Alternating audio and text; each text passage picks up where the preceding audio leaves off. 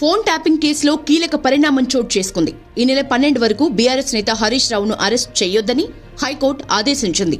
Phone tapping ఆరోపణలపై మాజీ మంత్రి బీఆర్ఎస్ కీలక నేత హరీష్ రావుపై డిసెంబర్ 3న కేసు నమోదైంది. తన ఫోన్ ట్యాప్ చేశారని కాంగ్రెస్ నేత చక్రధర్ గౌడ్ హరీష్ రావుపై పంజాగుట్ట పోలీస్ స్టేషన్లో ఫిర్యాదు చేశారు.